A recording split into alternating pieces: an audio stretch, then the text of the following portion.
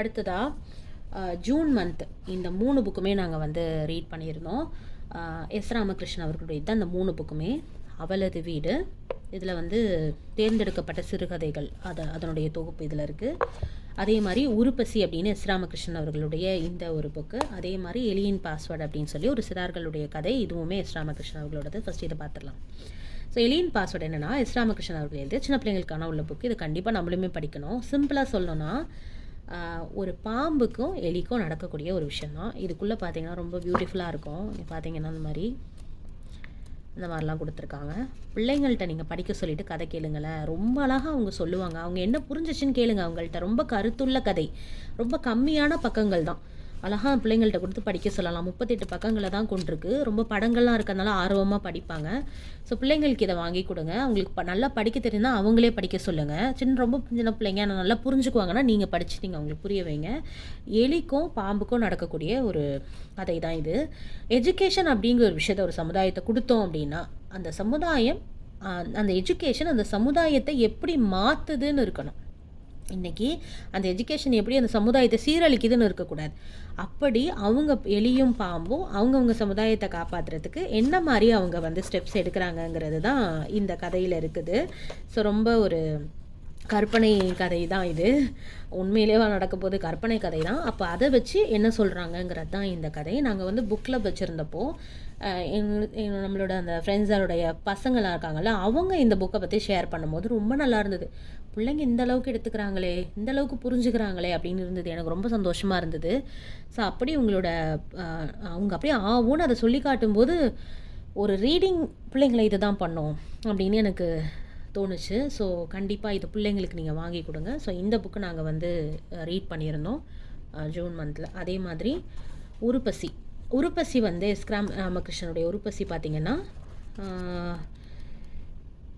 சம்பத் அப்படிங்கிற ஒருவருடைய பெயர் சொல்லியே கதை நகருது. சம்பத் தான் பேசுகிறாரான்னு கேட்டால் கிடையாது. சம்பத்தருடைய ஃப்ரெண்டு தான் பேசுகிறார் இந்த கதையை. பட் இந்த கதை முழுக்க சம்பத்தை பற்றி தான் இருக்குது. இந்த கதையுடைய ஆரம்பத்திலே சம்பத் இறந்துருவார். ஆனால் சம்பத்தை பற்றி தான் இறந்துட்டார். அவருடைய ஃப்ரெண்ட் அவரை பற்றி கதை சொல்லிகிட்டே இருக்கிறாரு.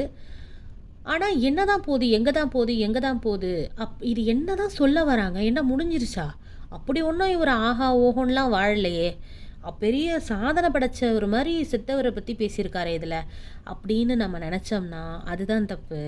ஏன்னா பல்வேறு புத்தகங்கள் இருக்குது பாருங்கள், எப்படி வாழணும்னு சொல்லி கொடுக்குது. ஆனால் எப்படி வாழக்கூடாதுங்கிறதுக்கு இந்த புத்தகம் ஒரு உதாரணமாக நான் எடுக்கிறேன். அதாவது நம்மளுடைய வாழ்க்கையில் சில விஷயங்கள் இந்த உலகத்தில் நமக்கு பிடிச்ச மாதிரி செய்கிறதுன்னு ஒரு அளவுகோல் இருக்குது. இன்னும் சில விஷயங்கள் நம்ம செய்யும்போது மற்றவங்களும் அதில் பாதிக்கத்தான் படுவாங்கன்னு இருக்குது. அதனால தான் நம்ம என்ன செய்கிறோம், கொஞ்சம் இடம் பொருள் ஏவெல்லாம் பார்த்து ஒரு நல்ல ஒரு முறையில் மேனர்ஸ் எல்லாம் பேணி நல்ல முறையில் நம்ம வாழுறோம். எனக்கு என்னான்னு இஷ்டத்துக்கு நம்ம வாழ்ந்தோன்னா நம்மளும் அடிப்படுவோம், நம்மளை சுற்றி இருக்கிறவங்களும் அடிப்படுவாங்க. ஒரு புக்கில் நான் படித்தேன், ஃப்ரீடம் அப்படிங்கிறது டேஞ்சர். இந்த உலகத்தில் எல்லாருக்கும் நீங்கள் ஃப்ரீடம் கொடுத்துட்டீங்கன்னு வச்சுக்கோங்களேன், ஒருத்தன் ஒரு மாதிரி போவான், துப்பாக்கி எடுத்து இன்னொருத்தன் சுடுவான், இன்னொருத்தன் ஆடை இல்லாமல் தெருவில் போவான். இந்த ஃப்ரீடம் நல்லது கிடையாது. ஃப்ரீடம் இல்லாமல் ரூல்ஸ் தான் நல்லது. ரூல்ஸ் இருக்கிறதுனால தான் மக்களால் சரியாக வாழ முடியுது அப்படின்னு அதை நான் கண்டிப்பாக 100% அக்ரி பண்ணுறேன். ஸோ ஒரு மனிதன் அவனுடைய எண்ண ஓட்டங்களை சுதந்திரமாக எடுத்துக்கிட்டான் அப்படின்னு சொன்னால் என்ன நடக்கும், அவனை சுற்றி இருக்கிறவங்க, அவனுடைய குடும்பத்தினர், அவனுடைய மனைவி, அவனுக்கு சுற்றி இருக்கக்கூடிய நண்பர்கள் எல்லாருக்குமே பாதிப்புகள் இருக்குது. அப்படி இந்த சம்பத் அப்படிங்கிற ஒரு கதாபாத்திரம் என்னத்தை சுதந்திரமாக எடுத்துச்சு, எப்படித்தான் அந்த வாழ்க்கையை வாழ்ந்துச்சு அப்படிங்கிறதுக்கான ஒரு புத்தகம்தான். புத்தகங்கள் படிக்கும்போது இந்த புத்தகம்னா இப்படி தான் அடக்க உடக்கமாக இருக்கும்னு நினச்சிலாம் நம்ம போகக்கூடாது. வாழ்க்கையுடைய அத்தனத்தையுமே தோல் உரிச்சு காட்டத்தான் செய்வாங்க. அப்போது நம்ம உள்ளுக்குள்ளே போகும்போது ஒரு ஆணுடைய எண்ணம் எப்படி இருக்குது, ஒரு பெண்ணுடைய எண்ண ஓட்டம் எப்படி இருக்குது, எல்லாத்தையும் விவரமாக சொல்லத்தான் செய்வாங்க. இயற்கையை நாம் என்ன செய்ய முடியாது, மறைச்சிட்டுலாம் புத்தி சொல்ல முடியாது. அப்போது இந்த புக்கை நீங்கள் எடுத்து படிக்கக்கூடியவங்க ஓப்பன் மைண்டாக இருந்தால் எடுத்து படிங்க, இல்லைனா தயவுசெய்து படிக்காதீங்க, சரிங்களா? அப்போது இந்த புக்கு ஒரு மனிதன் நம்ம சொல்கிறோம், ஏன்னா என் இஷ்டத்துக்கு இருக்க முடியல, என் ஆசைக்கு இதான் நான் பண்ண முடியல, பெண்களே இப்படி தான், ஆண்களே இப்படி தான், ஒரே அடிமத்தம், இதெல்லாம் சும்மா பேச்சு. அப்படி நம்ம இஷ்டத்துக்கு வாழ்ந்தோன்னு வைங்களேன், சம்பத் மாதிரி தான் நம்மளுடைய மரணமும் இருக்கும்.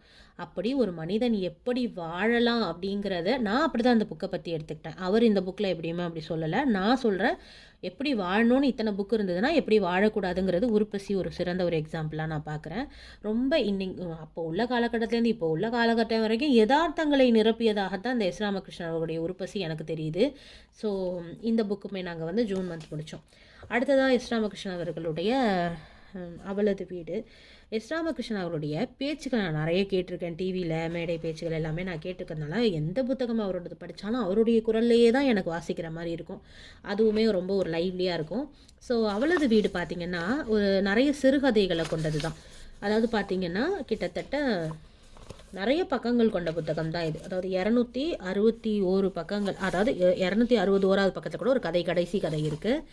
இதில் வந்து 20 கதைகள் இருக்குது. அவளது வீடு, ஆண்மழை, எம்பாவாய், விஜயலட்சுமியின் சிகிச்சை குறிப்புகள், நடுவில் உள்ளவள், பனாரஸ், கற்பனை செய்வல், தனலட்சுமியின் துப்பாக்கி, கோகிலா வாணியை யாருக்கு நினைவிருக்காது, யாருக்கும் நினைவிருக்காது, 16 டைரிகள், சேகாவின் விருந்தாளி, ஒரு பல் போதும், வானோர், வெறும் இருட்டு, காப்காவிற்கு செண்பகவல்லியை தெரியாது, பிடாரனின் மகள், இன்னும் சில கிளிகள், நீரிலும் நடக்கலாம், அப்பா புகைக்கிறார், சவுந்தரவல்லியின் மீசைன்னு சொல்லிட்டு ரொம்பவே தாக்கத்தை ஏற்படுத்தக்கூடிய சிறுகதைகள் தான் இது எல்லாமே. அதில் முதல் கதையை பற்றி மட்டும் நான் உங்களுக்கு சொல்கிறேன். அவளது வீடு அப்படிங்கிற இந்த ஒரு கதையில் வந்து பார்த்திங்கன்னா இந்த அகல்யா அப்படிங்கிற ஒரு கேரக்டர்.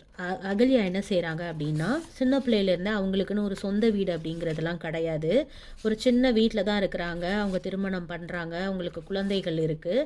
அப்படியுமே அவங்க வந்து சொந்த வீடு வாங்கிடணும். ஒரு கதை அப்படிங்கிறது ஒரு 6-7 பக்கங்கள் இப்படி தான், இவ்வளோ தான் இருக்கும். அதை வச்சு நம்ம படிச்சுட்டு அடுத்ததுக்கு நம்ம அந்த மாதிரி போய்க்க வேண்டியதான் இந்த சிறுகதைகள். அகல்யா வந்து பார்த்திங்கன்னா சொந்த வீடு இல்லை, கல்யாணம் ஆயிடுச்சு, கஷ்டப்பட்டு சொந்த வீடு வாங்கணும்னு நினைக்கிறாங்க. ஒரு சின்ன வீடாகவே இருக்குது. என்னதான் அவங்க ஒரு சின்னதாக ஒரு சொந்த வீடுன்னு ஒன்று வாங்கினாலுமே குட்டியோண்டு வீடாக தான் இருக்குது. ஆனாலும் அவங்களுக்கு அந்த வீடுடைய ஆசை அப்படிங்கிறது வந்து போக மாட்டேங்குது. போய் சும்மானாச்சும் வீடு பார்ப்பாங்க, சும்மானாச்சும் போய் உட்காந்துக்குவாங்க, சும்மா போவாங்க வருவாங்க, இப்படியே அவங்களுக்கு இருக்கும். அப்படி எங்கே போனாலும் வீடு பார்க்குறது, போகிற இடத்துலலாம் வந்து அவங்களுடைய அவங்க கணவர் எங்கே வேலை பார்க்குறாருன்னு வேறு மாதிரி சொல்கிறது, இப்படியெல்லாம் வீடு தேடிட்டுலாம் இருக்கும்போது அவங்களுக்கு ஒரு வீடு கிடச்சி அவங்களுக்கு ரொம்ப பிடிச்சி, இந்த மாதிரி தன்னுடைய கணவர் வந்து ஏதோ ஒரு வெளிநாட்டில் இருக்கிறாருங்கிற மாதிரியும், அட்வான்ஸ் கொடுத்து நான் அந்த வீட்டை எடுத்துக்கிறேங்கிற மாதிரியும், மேலே வீடு கீழே ஓனர் இருக்கிறாங்க, அந்த வீட்டுக்கு வந்து இவங்க போயிடுறாங்க. போயிட்டு அந்த வீட்டில் சில விஷயங்களை ரிமூவ் பண்ணாமே இருக்குது. சில கண்ணாடி அதெல்லாமே அவங்களுக்கு பிடிச்ச மாதிரி பாத் அப்படிலாம் இருக்குது அந்த வீட்டில். வெளியிலலாம் மரத்தில் இருக்கக்கூடிய கிளைகள் அந்த வீட்டு பால்கனியில் படுது. சரியான காற்றடிக்குது. அவங்களுக்கு அந்த வீடு ரொம்ப பிடிச்சிருது. அகல்யா வந்து வேலைக்கு போகிறவங்க, சரிங்களா, வேலைக்கு போகிறவங்க ஸ்கூட்டரில் போயிட்டு ஸ்கூட்டரில் வருவாங்க. தினமும் வேலை முடிச்சுட்டு அகல்யா என்ன பண்ணுறாங்கன்னா இந்த வீட்டுக்கு வந்துடுறாங்க தனியாக. இந்த வீட்டுக்கு வந்துட்டு நல்லா அவங்களுக்கு ஒரு வாசனை ஊதுபத்தி ஒன்று பிடிக்குது. அதை வாங்கி வச்சுட்டு அவங்க குளிப்பாங்க, அவங்க அந்த வீட்டில் ஊஞ்சல் ஆடுவாங்க, அவங்க மட்டும் தனியாக இருப்பாங்க. அந்த வீட்டில் கொஞ்ச நேரம் ஸ்பெண்ட் பண்ணிவிட்டு அப்புறம் போயிடுவாங்க. இப்படியே அவங்களுடைய வாழ்க்கை முறை இருந்தது. எந்த ஒரு சாமான்கள்லாம் வாங்கி போடலை கொள்ளலை, அவங்க இப்படியே அனுபவிச்சுட்டு இவங்க அமைதியில் வந்து போனாங்க வந்தாங்க. இப்படி ஒரு நாள் இருக்கும்போது அவங்களுடைய பிள்ளையை கூட்டிகிட்டு வராங்க. சின்ன பிள்ளை அது. கூட்டிகிட்டு வரும்போது எங்கம்மா கூட்டிகிட்டு போகிறேன்னொன்னே படியில் ஏறும்போது அவங்க அம்மா சொல்கிறாங்க, இது நம்ம வீடு தான், வா. அந்த குழந்தைக்கு ஒரு மாதிரி ஆயிடுச்சுன்னா வரமாட்டேன்னா அப்பா கிட்ட சொல்லி கொடுத்துருவேன், அப்பா கிட்டலாம் சொல்லாத, நீ வா அப்படிங்கும்போது அந்த பிள்ளை வரமாட்டேன்னு மறுக்குது. எல்லாத்தையும் பார்க்குது. போயிட்டு அவங்க அப்பா வீட்டுக்கு போனோன்னா அவங்க அப்பா கிட்ட சொல்லி கொடுத்துருது. அவருக்கு சரியான கோவம் வந்து செம்ம அடித்து பனிஷ்மெண்ட் மாதிரி பண்ணி அந்த வீட்டுக்கு தேடி போய் அந்த வீடெல்லாம் வேணான்னு சொல்லிட்டு வந்துடுறாரு. அந்த வீட்டில் வேற ஒருத்தவங்களையும் அந்த வீட்டுக்காரங்க கொடுத்துன வச்சிடுறாங்க. நீ வேலைக்கும் போக வேணான்னு சொல்லிடுறாரு. மனைவியை ஸ்கூட்டரையும் வாங்கிடுறாரு. அப்போது இந்த விஷயத்துலேருந்து என்ன புரியுது, இவ நடந்தே போகிறான். நடந்து போனால் தான் நீ உனக்கு அருமை தெரியும், நீ பஸ்ஸில் போ, நீ கஷ்டப்பட்டு போ, அப்போ தான் உனக்கு அருமை தெரியும். நீ என்ன இன்னொரு வீடாக பார்த்து நீ இது பண்ணிக்கிட்டு இருக்க, வாடகை கொடுத்துக்கிட்டு நீ இருக்கிற கஷ்டத்தில் அப்படி இப்படின்னு சொல்லி ஹஸ்பண்ட் சொல்கிறாரு. அவங்க ரொம்ப வேதனைப்படுறாங்க. பட்டுட்டு அவங்க என்ன பண்ணுறாங்க, வேலை முடிச்சுட்டு அந்த வீட்டுக்கு போகிறாங்க. போனால் வேறு யாரோ ஒருவர் அந்த வீட்டில் குடியேறிட்டது தெரியுது. அவளுக்கு பிடிச்ச அந்த ஊதுபத்தியை கொளுத்திருக்காங்க. அவளுக்கு அந்த வாசனை இருக்குது. அழுதுகிட்டே அவள் ஒரு சாவு வீட்டுக்கு போன மாதிரி அழுதுட்டு திரும்பி வரா வீட்டுக்கு அப்படின்னு சொல்லிட்டு இந்த கதை. அதாவது ஆரம்பத்தில் வந்து என்னடா ஒரு வீட்டுக்காகவா இவ்வளோ பொய் சொல்லுவாங்க, எதுக்கு அப்படி இருக்கணும், இருக்கிறத வச்சு வாழலாமே அப்படின்னா, நான் எப்படி இந்த கதையை எடுத்துக்கிட்டேன் தெரியுமா, இது வீட்டை பற்றினது இல்லைன்னு எனக்கு தோணுது. அதாவது எல்லாருக்குமே வீடுகளுடைய ஆசை இருக்கும். அதெல்லாம் அதெல்லாம் நம்ம நகர்த்தி ஒரு வீடு இருந்தாலுமே ஏன் அது போதுங்கிற ஒரு மனநிலை வரலன்னா, நான் எப்படி எடுத்துக்கிட்டேன்னா, இது ஒரு வீட்டை பற்றினது கிடையாதோ, எல்லா பெண்ணுக்குமே அம்மா வீட்டுக்கு போனாலும், புகுந்த வீட்டுக்கு போனாலும், கணவரோட அவள் ஒரு வீட்டில் இருந்தாலும், அவளுடைய ஆசபாசங்களுக்கு தன்னுடைய வீடு தானேன்னு மதிப்பளிக்கப்பட மாட்டேங்குதோ, எல்லாருடைய குரலும் ஓங்கி ஒலிக்குது. அவளுடைய ஆசாபாசங்கள் வந்து காது கேட்காமலே போயிடுதோ எல்லாருக்கும் அப்படிங்கிறத தான் நான் எடுத்துக்கிட்டேன். அப்படி அவளுக்கு ஒரு வீட்டுக்கு போறா, அந்த வீட்ல யாருமே இல்ல. அந்த வீட்ல அவளுடைய சிரிப்பு சத்தம் மட்டுமே கேட்குது. அவளுடைய சந்தோஷம் மட்டுமே இருக்கு. அப்போ ஒரு பெண்ணானவளுடைய குரல் எந்த வீட்ல அதாவது அவ தான் ராஜ்யம் பண்ணணும் அப்படின்னு நம்ம இந்த ஒரு பொய்யான ஃபெமினிசம்லாம் நம்ம பேச வரல. எதா இருந்தாலுமே ஒரு ஒரு அவளுக்குன்னு உள்ள ஒரு அட்டென்ஷனை நம்ம குடுத்துட்டு, அவளுக்குன்னு அவளோட ஐடியாலஜிஸும் கேட்டு, அவளுக்குன்னு நம்மளோட இடத்த நம்ம குடுக்கணும் அப்படிங்கிறத தான் நான் இதுலேருந்து எடுத்துக்கிட்டேன். ஸோ அப்படிதான் இந்த கதை வந்து நகருது. ஸோ இதை நீங்கள் எப்படி வேணாலும் நீங்கள் எடுத்துக்கலாம். அந்த முடிவை அப்படியே விட்டுடுறாங்க. ஸோ அடுத்த கதை வந்து பார்த்தீங்கன்னா ஆண்மழை. இப்படி தொடர்ந்து ஒவ்வொரு கதையுமே ஒரு தாக்கத்தை, ஒரு படிப்பினையை கண்டிப்பாக நமக்கு கொடுக்குது. ஸோ இந்த புக்குமே நான் உங்களுக்கு சஜஸ்ட் பண்ணுறேன். இதை நாங்கள் ஒரு ஜூன் மந்த் ரீட அந்த 3 புக்கையுமே நாங்கள் ரீட் பண்ணியிருந்தோம். ஜூலை மந்த் ரீட் பண்ணது வந்து பார்த்தீங்கன்னா 1000 Splendid Suns by Khaled Hosseini. இந்த புக்கு தெரியாதவங்க, புக் ரீடர்ஸ்க்கு மத்தியில் இந்த புக்கு தெரியாதவங்க இருக்கவே முடியாது. அந்த அளவுக்கு ஒரு பாப்புலரான ஒரு ஃபிக்ஷன் புக்கு தான் இது, கதை புக்கு தான் இது. இந்த புக்கை எழுதினது வந்து காலித் ஹுசைனி. இவர் ஒரு ஆப்கானை சேர்ந்தவர். ஆனால் லேட்டராக அவர் வந்து போய் அமெரிக்காவில் வந்து செட்டில் ஆகிட்டார். இந்த புக்கு வந்து பார்த்திங்கன்னா ஆப்கானிஸ்தானை நோக்கிய தான் இந்த ஆப்கானிஸ்தானில் இருக்கக்கூடிய கதைகள் தான் இது. இது வந்து நடந்த உண்மையான சம்பவங்கள் அப்படிங்கிறது வந்து பொலிட்டிக்கல் ரீதியாக இந்த போர்கள் அதெல்லாம் வந்து அப்போ நடந்தது கொஞ்சம் இன்க்ளூட் பண்ணியிருந்தாலும், இதில் உள்ள கதாபாத்திரங்கள் கதைகள்லாம் ஒரு கதைகள் தான், சும்மா கதைகள் தான். இந்த புக்கு படிக்கும்போது எனக்கு நிறைய தாட்ஸ் இருந்துச்சு. ஃபர்ஸ்ட் ஆஃப் ஆல் நான் இந்த வீடியோ யார் வேணாலும் பாருங்கள். இந்த வீடியோ பார்க்குறவங்களுக்கு நான் என்ன சொல்வேன்னா, இந்த புக்கு இந்த சமுதாயத்தில் பயங்கரமாக பேசப்பட்டதுக்கான காரணம், நல்ல விதத்தில் பேசப்பட்டதுக்கான காரணம் வந்து உண்மையிலே இஸ்லாமிய சமுதாயத்தை பற்றி தெரியாதவங்களுக்கு இந்த புக்கு அல்வா சாப்பிட்ற மாதிரி. சரிங்களா? இஸ்லாமிய கம்யூனிட்டியை பற்றியோ ரிலீஜியன் பற்றியோ தெரியாதவங்க இந்த புக்கை அப்படியே நம்பிடுவாங்க. இப்படி தான் இஸ்லாமிக் கம்யூனிட்டி இருக்காங்க, இப்படி தான் பெண்கள் எல்லாம் சப்ரஸ் செய்யப்படுறாங்க அப்படின்னு புரிஞ்சுக்குவாங்க. மார்க்கம் தெரியாதவங்க, நம்ம மதத்தை பற்றி தெரியாதவங்க, அவங்களுக்குலாம் அல்வா சாப்பிட்ற மாதிரி. ஆனால் இஸ்லாமிய மார்க்கத்தை தெரிஞ்ச நமக்கு ஒரே மாதிரி இந்த புக்கை நம்ம பார்க்க மாட்டோம். நமக்கு கொஞ்சம் வருத்தமும் கோவமும் நிறையவே இருக்கும். அதுவும் இந்த புக்கை எழுதுனது ஒரு இஸ்லாமியனாக இருந்துக்கிட்டு எழுதும்போது இன்னும் உண்மைன்னு தானே நினப்பாங்க எல்லாரும். இந்த புக்கு வந்து பார்த்திங்கன்னா 1999 காலகட்டத்திலே என்னமோ இதை வந்து ரிலீஸ் பண்ணியிருக்காங்க. ஆனால் இந்த புக்கோட எப்போ நடந்த மாதிரி காட்டுறாங்கன்னா 1970களில்னு காட்டுறாங்க. 2025 எடுத்து இந்த புக்கை படிக்கிறவங்க 2025 மனப்பக்குவத்திலே படிக்கிறாங்க. அது ரொம்ப தப்பு. 1970களில் எப்படி இருந்திருக்கும்? எந்த ஒரு டெவலப்மெண்ட்டும் கிடையாது. அதுவும் அப்படியான ஒரு பின்தங்கிய ஒரு ஒரு ஊர்லேருந்து, ஒரு நாட்டிலேருந்து எடுக்கக்கூடிய விஷயங்கள் எப்படி இருக்கும்?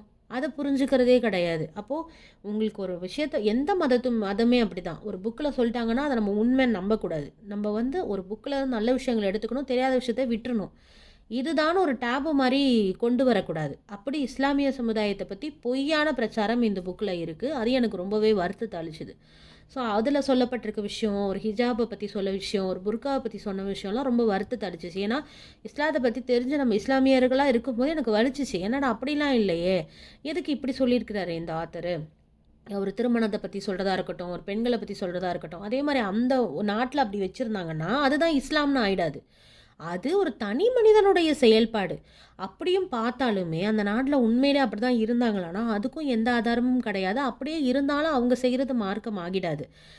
இன்றைக்குமே எவ்வளவோ தமிழ் யூடியூபர்ஸ் எல்லாமே ஆப்கானிஸ்தான் போகிறாங்க. அவ்வளோ ஆச்சரியப்படுறாங்க. அந்த வீடியோஸ் எல்லாம் பார்த்தா தெரியும். என்ன இவ்வளோ ஹாஸ்பிட்டாலிட்டியோடு இருக்காங்க, நம்ம நினைக்கிற மாதிரிலாம் இல்லையே. பிள்ளைங்க ஸ்கூல்லாம் போக தானே செய்கிறாங்க. எந்த ஒரு டெவலப்மெண்ட்டும் இல்லாமல் வச்சுருந்தாங்கன்னா அந்த நாட்டில் வளம் இருந்தது. எந்த வளத்தையும் சுருட்ட தான் செய்வாங்க. அதனால் அந்த அந்த நாடுகள் அப்படி தான் இருக்குது. அதுக்கும் இஸ்லாத்துக்கும் என்ன சம்மந்தம் இருக்குது? ஸோ அதை தெரியாமல் ஏதோ வேணும்னே எழுதுன மாதிரி இருக்குது.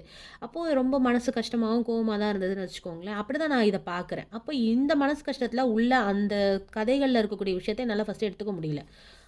இவர் சொல்லப்பட்ட விஷயத்தை தவிர்த்து இந்த ஒரு ஃபிக்ஷன் ஒரு கதையை நூடாக எடுத்துகிட்டு போகிறார்ல, பெண்களுடைய கஷ்டம், அப்போ அந்த வார் டைம்லலாம் பெண்கள் எவ்வளோ கஷ்டப்பட்டிருக்கா, பெண்கள்னு இல்லை மக்களே எவ்வளோ கஷ்டப்பட்டிருக்கிறாங்க. அப்போ உள்ள காலகட்டத்தில் சில பேர் மார்க்கத்தை புரியாமல் சில பேர் நடந்துக்கிட்டதுனால அப்போ என்ன மாதிரியான ஒரு நெரிசலில் இருந்தாங்க, அதெல்லாம் உண்மையிலே கஷ்டமாக தான் இருக்குது. அது அந்த ரைட்டிங் ஃபர்ஸ்ட் ஆஃப் ஆல் சொல்லணும், உண்மையிலே செம்ம ரைட்டிங்கு. அதாவது அந்த ஜம்ப் கட்ஸ்ன்னு சொல்லுவாங்கள்ல, எப்போ அப்படியே அந்த பயம் இருந்துக்கிட்டே இருக்கும், பக்குன்னு இருக்கும், அடுத்தது என்ன நடக்க போகுதுன்னு. அதெல்லாம் ரொம்பவே நல்லாவே எழுதியிருக்கார். ரைட்டிங்க்கு எந்த குறையுமே கிடையாது. அதெல்லாம் ரொம்ப ஒரு சூப்பராக இருந்தது. படிக்க ஆர்வமாக இருந்தது. புக்கு கீழே வைக்கவே முடியல, அந்த மாதிரி தான் இருந்தது. ஆனால் இந்த நீங்கள் ஒரு கதையாக எடுத்துகிட்டு போகிறீங்கன்னா எந்த ரிலீஜனையும் நீங்கள் எடுக்காமல் இருக்கணும், இல்லை முழுசாக அந்த ரிலீஜனை பற்றி தெரிஞ்சிட்டு இருந்திருக்கணும். ஒரு இஸ்லாமியனாக இருக்கிற நீங்கள் ஒரு ரிலீஜனை பற்றி தெரியல அப்படின்னு விட்டுருந்தா கூட பரவாயில்ல, தெரிஞ்ச மாதிரி உங்களோட கருத்தை நீங்கள் போட்டு எழுதும்போது இஸ்லாத்தை பற்றி தெரியாதவங்களும் இதை உண்மைன்னு தானே நம்புவாங்க. அது எனக்கு வருத்தமாக தான் இருந்துச்சு. ஸோ அதனால் இந்த புக்கை வந்து எனக்கு யாருக்குமே சஜஸ்ட் பண்ணக்கூட எனக்கு பயமாக இருந்தது. ஏன்னா அதை கொடுத்துட்டோம்னா இஸ்லாமிய சமுதாயத்தில் இருக்க மக்கள்லாம் இப்படி தான் இருக்காங்கன்னு நினச்சிக்குவாங்க. அப்புறம் ஏன்னா 2035 படித்தாலுமே 25 படித்தவங்க 35 படித்தாலுமே அதே மைண்ட் செட்டப்பில் தான் படிக்க போகிறாங்க. சரிங்களா? அப்போது பார்க்கணும், மக்கள் புரிஞ்சுக்கணும். இந்த புக்கை வச்சு தான் ஒரு மதம்னு டிசைட் பண்ணக்கூடாது. இது அதை கொஞ்சம் ஒரு ஓப்பன் மைண்டடாக படித்தாங்கன்னா இன்னும் சிறந்ததாக இருக்கும்னு நினைக்கிறேன். இதை பற்றியே சொல்லவே வேணாம் அப்படின்னு நான் இருந்திருந்தேன்னா இன்னும் வரக்கூடிய மக்கள் அதை படிச்சுட்டு, ஏன் நம்மளோட இதில் இருக்கிறவங்களே படிச்சுட்டு கோவப்படுவோம், இல்லைனா அந்த புக்கை நம்ம வெறுத்து ஒதுக்குவோம். நான் வெளியில் கொண்டு வரணும்னு தான் நினைக்கிறேன். ஏன்னா இன்னுமே மக்களுக்கு மார்க்கத்தை பற்றி புரியல. இப்போ ரீசண்டாக இந்த புக்கை படிச்சுட்டு ஒருத்தவங்க வீடியோ போடுறாங்க, அதையே நம்பி தான் போடுறாங்க. என்ன இப்படி இருக்குது, அப்படி நடத்துகிறாங்க, இப்படி நடத்துகிறாங்கன்னு போடுறாங்க. அது கிடையாது, அது உண்மை கிடையாது. ஸோ இதை நான் வெளியே கொண்டு வரணுன்னு தான் நான் போடுறேன் அந்த வீடியோவை. அப்போது இது இல்லை இஸ்லாமிய கம்யூனிட்டி, இது இல்லை Islamic community. We are more than that. We are doing our best. நாங்கள் வந்து எங்களுடைய இறைவன் என்ன சொல்கிறாங்களோ அந்த அடிப்படையில் நாங்கள் வந்து நல்ல முறையிலே நாங்கள் நம்மளுடைய வாழ்க்கையை இன்னுமே ப்ரொடெக்டிவாக வாழ்ந்துட்டுருக்குறோம். ஸோ எந்த ஒரு விஷயமும் இதில் சொல்கிறதில்ல. நான் கொண்டு வரணுன்னு தான் இதை நான் கொண்டு வரேன். ஏன்னா நம்ம நிறைய பேர் இப்போ புக்கெல்லாம் படிக்க ஆரம்பிச்சிட்டாங்க. ஸோ யார் வேணால் எந்த தாட்டில் வேணாலும் இருக்கலாம். அதை வந்து உண்மையிலே நம்பிட்டு போகிறத நம்ம எப்படி விட முடியும்? இன்னொன்று நான் இதை என்ன எடுத்துக்கிட்டேன்னா, நம்ம மார்க்கத்தை வெளில சொல்கிறது, தாவா பண்ணுறது, அதையே இன்னும் தேவைகள் அதிகமாக வேணும். நம்ம இன்னும் நம்மளோட பொறுப்பு இருக்குது இன்னும் மக்கள்கிட்ட இதை கொண்டு போய் சேர்க்குறதுக்கு அப்படின்னு எனக்கு புரிஞ்சுது. இன்னும் நம்ம நிறையா போய் மக்களுக்கு தாவா செய்யணும். என்ன மாதிரி விஷயங்களில் இன்னும் வந்து பின்தங்கி இருக்கிறாங்க, எப்படி இந்த உலகம் புரிஞ்சிட்ருக்குது, இன்னும் பத்தாது, இன்னும் சொல்லணும்னு ஒரு ஒரு விஷயம் எனக்கு புரிஞ்சிச்சு. ஸோ இந்த புக்கை நான் ஏன்டா படிச்சணும்லாம் அதெல்லாம் நான் சொல்ல மாட்டேன். கண்டிப்பாக ஒரு விமர்சிக்கக்கூடிய ஒரு நிலையில் இருந்தாலுமே நம்ம தெரிஞ்சுக்கணும், நம்ம என்ன இருக்குன்னு தெரிஞ்சுக்கிட்டா தான் நம்மளால் புரிஞ்சுக்க முடியும். அப்படியே அடிப்படையில் எடுத்துக்கிட்டேன். ஸோ அடுத்த மந்த்தே நாங்கள் என்ன பண்ணியிருந்தோம்னா, இது ஜூலையா ஆகஸ்ட்டே நாங்கள் என்ன பண்ணோம், கைட் ரன்னர் அப்படிங்கிற ஒரு புக், இவர் காலித் ஹுசைன் எழுதின, இந்த மேலே போட்டிருக்கு பாருங்கள், by the author of the kite runner எழுதினது தான் இந்த புக்குன்ட்டு. இந்த புக்கை நான் படிக்கலான்னு இருந்தேன். இதை படித்தோடனே எனக்கு ஒரு மாதிரி ஆகிடுச்சு. நான் அதை படிக்கவே இல்லை. ஏன்னா எனக்கு இன்னும் கொஞ்சம் அடுத்த ஷாக்குக்கு போக விரும்பலை நான். அதனால் நான் விட்டுட்டேன். பட் படிக்காமல் இருக்க வேணாம், படிக்க தான் போகிறேன். படிச்சுட்டு கண்டிப்பாக அதுலேயும் என்ன சொல்லியிருக்காங்கன்னு நான் சொல்கிறேன். பட் ஃபியூ புக் ரிவ்யூஸ் எல்லாம் நான் பார்க்கும்போது அதுலேயுமே இதே தான் இருக்குது. அந்த இஸ்லாமிக் ஒரு எகெயின்ஸ்டாக பேசுகிறது அந்த மாதிரி தான் இருக்குது அதில் அப்படின்னு தான் இருக்குது. திருப்பியுமே அதை படித்து நம்ம என்ன பண்ண போகிறோம்? சார் கான்ஸ்டண்ட்டாக அதையே பண்ணிகிட்டு இருக்கும்போது நமக்கு கஷ்டமாக இருக்குது. இப்படி கிடையாதுன்னு நம்ம போய் எங்கே போய் கற்ற முடியும், நமக்கு தெரியல. ஸோ அதனால் நான் வந்து இந்த புக்கை நீங்கள் யாராவது உங்களோட சுற்று வட்டாரத்தில் இருக்கிறவங்க படிச்சிருக்காங்க, இதை நம்புகிறாங்க அப்படின்னாலும் நீங்கள் அவேர்னஸாக இருங்க. அப்படிலாம் கிடையாது, இப்படி தான் விஷயம், கோவப்படுறதுல ஒன்றுமே கிடையாது. எடுத்து நம்ம சொல்ல கொடுத்து நமக்கு பொறுப்பு இருக்குது. ஸோ நான் வந்து பார்த்திங்கன்னா இந்த புக்கை படித்ததுக்கு உண்மையிலே நான் ஹாப்பியாக தான் ஃபீல் பண்ணுறேன். ஏன்னு கேளுங்க, நல்லது தான். அப்போ தான் நம்மளால் 4 விஷயத்தை எடுத்து சொல்ல முடியும். தெரியாமல் இருந்தால் நமக்கு எப்படி சொல்ல முடியும்? அப்போ இந்த புக்கை நாங்கள் வந்து படித்ததில் எனக்கு வந்து நான் எந்த ஒரு ரெக்ரெட்டுமே கிடையாது. இதுலேருந்து நம்ம என்ன எடுத்து சொல்லணுமோ அதை தான் நம்ம சமுதாயத்துக்கு சொல்கிறோம். ஸோ அதை தான் இந்த புக் வந்து நான் ஜூலை ரீடில் இருந்தது. ஆகஸ்ட் ரீடு த கைட் ரன்னர் நான் படிக்கலை, நான் ஸ்கிப் பண்ணிட்டேன், நான் படிக்கலை. ஸோ இந்த புக்கு வந்து ஜூலை ரீட். ஸோ நான் வந்து இந்த 12 மாதங்கள் படித்த புக்கில் பார்த்தீங்கன்னா ஒரு புக்கு மட்டும் படிக்கலைன்னா அந்த கைட் ரன்னர் மட்டும் தான். அது ஏன் படிக்கலைங்கிறதையும் நான் சொல்லிட்டேன். ஸோ அடுத்ததாக வந்து பார்த்திங்கன்னா to kill a mockingbird. இந்த புக்கு வந்து September read. To kill a mockingbird அப்படிங்கிறது ஒரு கிளாசிக் நாவல். ஹார்ப்பர் லீ அப்படிங்கிறவங்க வந்து எழுதியிருக்காங்க. இந்த புக்கு வந்து 1989 1989 ஓகேவா, 1989 ரிலீஸ் ஆன இந்த புக்கு வந்து 1992லேயே படமாக வெளியில் வந்துச்சு. அதுக்கு ஆஸ்கர் அவார்டு வந்து வின் பண்ணியிருக்கு.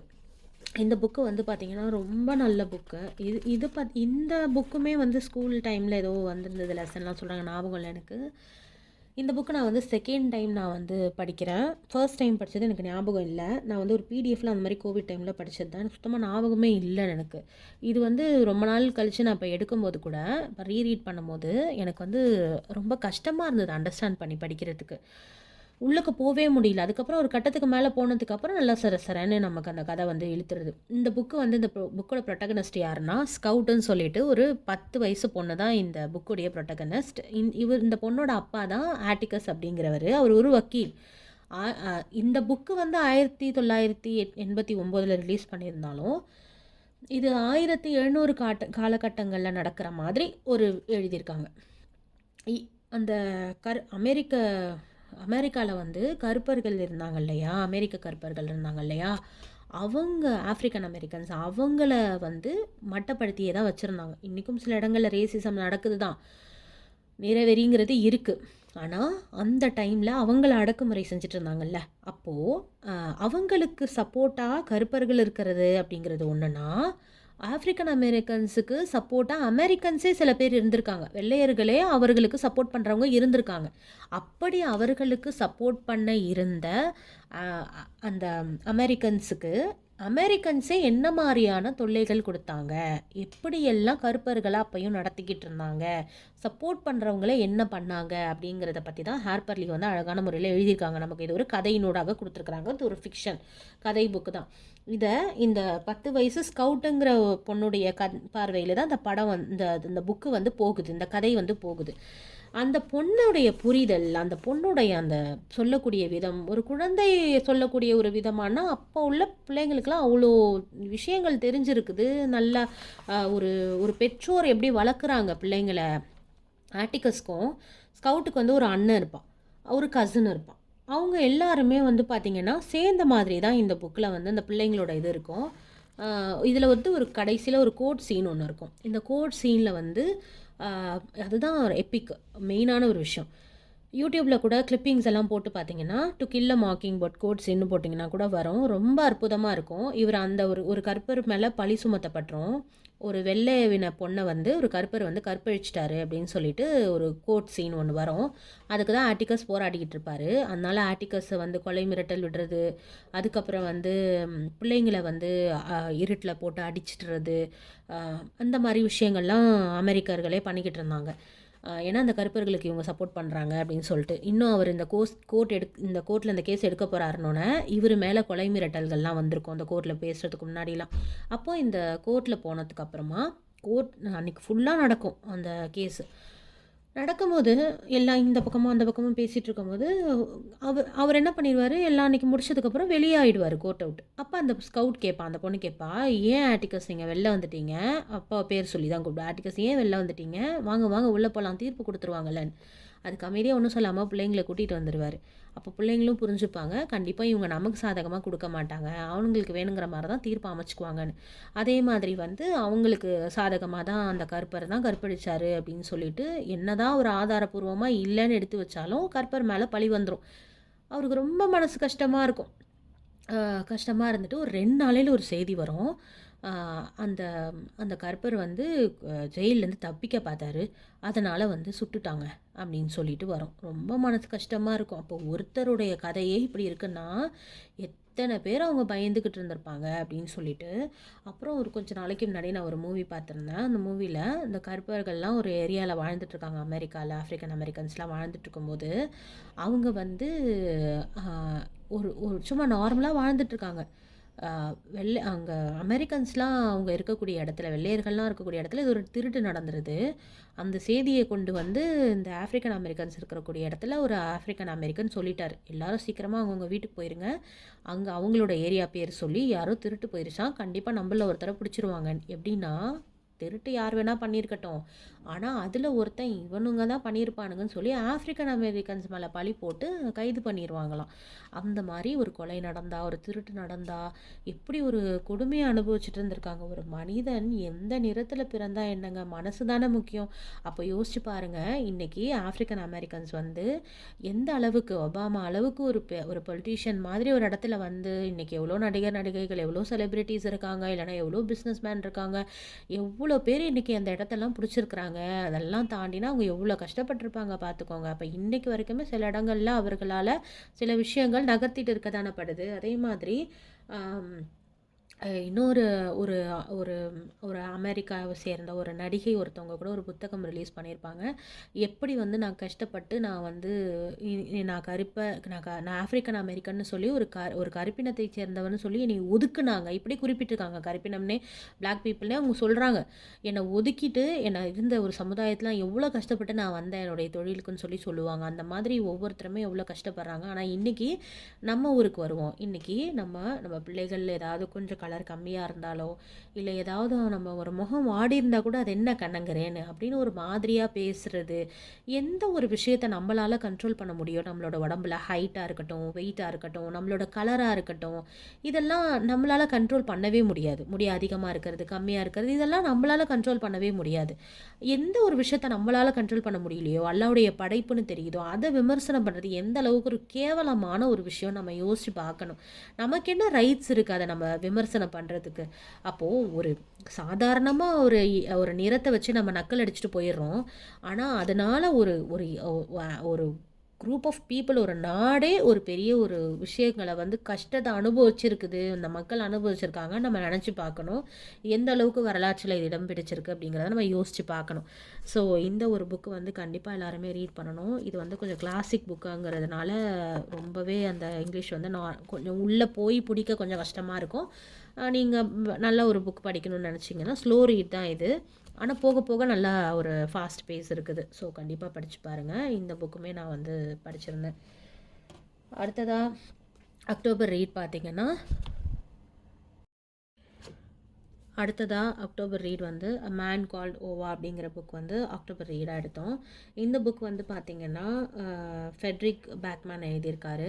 இது வந்து ஒரு ஜாப்பனீஸ் மனிதர் ஒருத்தர், ஓவாங்கிற ஒரு மனிதர் வந்து அவருடைய வாழ்க்கையை வந்து எப்படி அமைச்சிக்கிறாரு. அவர் வந்து ஒரு கிரம்பி ஓல்ட் மேனாக இருக்கிறாரு. அவர் ஓல்ட் மேன் ஆனதுனால அவர் கிரம்பியாக இல்லை. கிரம்பினா ஒரு மாதிரி சிடுசிடுன்ட்டு எல்லாரையும் கோவப்பட்டுக்கிட்டு நான் மட்டும்தான் கரெக்டு, மற்றவங்க எல்லாம் தப்பு அப்படின்ற ஒரு கேரக்டர் தான் இவர். ஆனால் இவரோட மனைவியை மட்டும் ரொம்ப பிடிக்கும் அவருக்கு. ஸோ இவருடைய மனைவி வந்து இறந்துடுறாங்க. இவருக்கு யாரையுமே அவளை சுற்றி இருக்கிறவங்கள பிடிக்காது. எல்லாமே கரெக்டாக இருக்கணும். ஏர்லி மார்னிங் இந்த அளந்து காஃபி போடுறாருன்னா அவ்வளோ தான் போடுவார். இப்படி தான் இருக்கணும், இது இப்படி இருக்கணும், அங்கே வைக்கணும். அதே மாதிரி காலைல எழுந்திரிச்சு ஒரு ஃபுல்லாக ரவுண்ட்ஸ் போகிறது, அவரோட ஏரியாவை ரவுண்ட்ஸ் போடுறது, இந்த மாதிரி குப்பைலாம் கரெக்டாக அந்தந்த இதில் போட்டிருக்காங்களான்னு பார்க்குறது, ஹெவி வெஹிக்கிள் வண்டிலாம் இதுக்குள்ளே வரக்கூடாதுன்னு சொல்கிறது, ஸ்பீட் லிமிட்டை தாண்டி ஓடக்கூடாதுன்னு சொல்கிறதுன்னு எங்கே போனாலும் ரூல்ஸ் தான் பேசுவார் இவர். அப்படி இருக்கக்கூடிய இந்த மனிதர் வந்து தன்னுடைய மனைவியுடைய மரணத்துக்கு அப்புறம் ரொம்பவே இன்னும் பாதித்த மாதிரி தான் இருக்கிறாரு. அப்படி இருக்கக்கூடிய இந்த மனிதர் இவர் என்ன இப்படி பிறந்ததுலேருந்தே இப்படி தானா, இல்லை வந்து இவர் அப்புறம் மனைவி இறந்ததுக்கப்புறம் அப்படி ஆயிட்டாராங்கிறதையும் இந்த புக்கில் நமக்கு சொல்கிறாங்க. அங்கங்கே அவருடைய அந்த மனைவியோடு இருந்த தருணங்களையும் நமக்கு சொல்லப்படுது. இந்த ஓவாங்கிற மனிதர் வந்து இந்த கம்யூனிட்டியே வேணான்னு அவர் சொல்கிறாருன்னா, எப்படி இவர் இறக்குறாரு, இறந்ததுக்கப்புறம் அந்த கம்யூனிட்டி என்ன பங்கு வகிக்குது அப்படிங்கிறதும் இந்த புக்கில் பார்க்கலாம். அதே மாதிரி இன்றைக்கி நம்ம சொல்லிடுறோம்ல, எனக்கு யாருமே பிடிக்கல, இந்த உலகமே இப்படி தான் சரியான டாக்ஸிக்கான வேர்ல்டுன்னு சொல்லி நம்ம இந்த உலகத்தையே வெறுக்கக்கூடிய மனிதர்களாக இருக்கோம்ல, சுப்ஹானல்லாஹ். ஆனால் பாருங்களேன், இன்றைக்கி நம்ம மட்டும் இந்த உலகத்தில் வாழ்ந்துட முடியுமா? ஒரு நாள் காலையில் எந்திரிக்கிறோம், எந்திரிச்சு பார்த்தா பக்கத்தில் யாருமே இல்லை, நம்ம பிள்ளை இல்லை, புருஷன் இல்லை, நம்ம அம்மா இல்லை, அப்பா இல்லை, யாருமே இல்லை. எந்திரிச்சு வெளில வரும், நம்ம வீட்டு பக்கத்தில் இருக்கிறவங்கலாம் யாருமே இல்லை, ரோடும் வெறிச்சோடி இருக்குது, ஒரு வண்டி போகலை, யாருமே இல்லை. கொஞ்சம் நேரம் இப்படியே நெடுதூரம் நடந்ததுக்கு அப்புறம் தான் புரியுது இந்த உலகத்தில் இருக்கிறவங்க எல்லாமே வேனிஷ் ஆகிட்டாங்க, நம்ம மட்டும்தான் இருக்கோன்னு. அப்போ நம்ம சந்தோஷப்படுவோமா, பயப்படுவோமா? பயப்பட தானே செய்வோம். அப்படியே மனசை மாற்றி கொஞ்சம் சந்தோஷமாக இருந்தால் கூட எத்தனை நாள் நம்மளால் அப்படி தனிமையில் வாழ்ந்துட முடியும்? நமக்கே ஒரு பயம் வரும் தானே, அதுதான். ஆனால் நம்ம என்ன சொல்லிக்கிறோம், யாரும் எனக்கு தேவையில்லை, நான் மட்டும் தனியாக வாழ போகிறேன், எனக்கு யாருமே எந்த உறவு சொந்த பந்தம் எல்லாம் போய் எல்லாம் ஃபேக் அப்படின்னு நம்மளே ரொம்ப முட்டாள்தனமான சில விஷயங்கள்லாம் பேசிக்கிறோம். ஆனால் உண்மையிலே அதெல்லாம் நடைமுறைக்கு ஒத்து போகுமா? கிடையாது. மனிதனுடைய படைப்பே இன்னொரு மனிதனை சார்ந்து தான் இருக்குது. சுப்ஹானல்லாஹ். அப்படி இருக்கும்போது இந்த மனிதர் எந்த ஒரு வேலையுமே பார்த்திங்கன்னா தானே தான் பண்ணிக்குவார். யாருமே தேவையில்லைன்னு நினப்பாரு. இன்னும் சொல்லப்போனால் ஒரு விஷயம் சொல்வார், வீடு வந்து அவரே கட்டிப்பார். அவரோட வீட்டை சரி செஞ்சுக்குவார், லேர்ன் பண்ணிப்பார். அவர் சொல்வார், வீடு கட்டுறவங்க எல்லாம் நான் தான் வீடு கட்டினேன், நான் தாங்க வீடு கட்டிட்டேன்னு ரொம்ப பெருமையாக சொல்லிக்கிறான். ஆனால் அவன் வீடை கட்டுறதுக்கு அவன் ஒரு செங்கலை கூட நவுத்தி வச்சிருக்க மாட்டான். அப்புறம் ஏன் அவன் தான் வீடு கட்டினேன்னு சொல்லிக்கிறான் அப்படின்னு சொல்லிட்டு சொல்வார். ஏன்னா அவர் வீடை அவரே கட்டிக்குவார். அவரே கட்டிக்கிட்டா தான் சொல்லிக்கணுமா, நம்ம தான் வீடு கட்டணும். ஏன்னா நம்மளாம் சொல்லி போனால் நான் வீடு கட்டிட்டேன், நான் வாங்க குடி போகிறேன்னு சொல்லுவோம்ல, நம்மளா வீடு கட்டணும். அந்த மாதிரி நம்ம வேலையை நம்ம தான் செஞ்சுக்கணும் பாரு. ஆனால் அது சாத்தியமாகுமா? நடக்காது. அதை உடைக்கிற மாதிரி அவரோட நெய்பர் ஒருத்தவங்க வர்றாங்க. அந்த நெய்பரோடு அவருக்கு கனெக்ஷன் ஏற்படுது. அந்த ஃபேமிலியோட அவர் இணையிறாரு. அந்த ஃபேமிலியோட இணையும் போது இன்னும் சில விஷயங்கள்லாம் நடக்குது. இதுக்கு நடுவில் இவர் இறக்கவும் முயற்சி செய்கிறாரு, தன்னை தானே மாய்த்துக்கணும்னு நினைக்கிறாரு. அப்போ வந்து அவரால் அந்த டெசிஷனை எடுக்கும் போதெல்லாம் ஏதாவது ஒன்று வந்துடுது. அப்போ விதியினுடைய விஷயத்தையும் நம்ம இங்கே கிளியராக எடுத்துக்கிறோம். நீ நினச்சாலாம் சாக முடியாதுப்பா, நான் நினைக்கணும்னு இறைவன் சொல்லுவான் இல்லையா, அந்த மாதிரி. அப்போ இந்த ஆத்தரோட ரைட்டிங் எப்படி இருக்குன்னா, எவ்ரி சாப்டர், ஒரு சாப்டர் முடிக்கும் போது கடைசியில் ஒரு பாம்பு போட்டுருவார், கரெக்டாக ஒரு குண்டு போடுவார், கரெக்டாக ஒரு பயங்கரமான ஒரு ட்விஸ்ட் இருக்கும் அந்த ஆத்தர் எழுதுனது. அதான் சொல்கிறேன், யார் வேணாலும் நம்ம வந்து புக் எழுதிடலாம், ஆனால் இந்த மாதிரிலாம் ஒரு யூனிக்காக எழுதும்போது ரொம்ப நல்லாயிருக்கு. இப்போ என்ன சொல்ல போகிறாரோ, சாப்டர் முடிய போதே பக்குன்னு இருக்கேன்னு இருக்கும். அந்த மாதிரி வந்து இந்த இந்த ரைட்டிங் இருக்குது. ஸோ இதில் வந்து எந்த ஒரு கம்யூனிட்டியுமே வேணாம் அப்படின்னு இருக்கக்கூடிய, யாருமே வேணாம், நான் தனியாக தானே போய் இறக்க போகிறேன் அப்படின்னு இருக்கக்கூடிய இந்த ஓவா அப்படிங்கிற இந்த மனிதர் கடைசியில் என்ன ஆனார், அவருடைய இறப்பு எப்படி இருந்தது, அதுக்கு அவருடைய இறப்புக்கு எத்தனை பேர் தான் வந்தாங்க, எல்லாரையும் வேணான்னு சொன்னாரே, இவரோட வாழ்க்கை என்ன தான் ஆச்சு அப்படிங்கிறது தான் இந்த புக்கில் நம்ம பார்க்குறோம். ஃப்ரெட்ரிக் பேக்மேன் எழுதிய மேன் கால்ட் ஓவா அப்படிங்கிற இந்த புக் ரொம்பவே ஒரு சூப்பரான ஒரு ரீடுன்னு சொல்லலாம். ஸோ அதுதான் நம்மளோட அந்த அக்டோபர் மந்த்துக்கான ரீடு.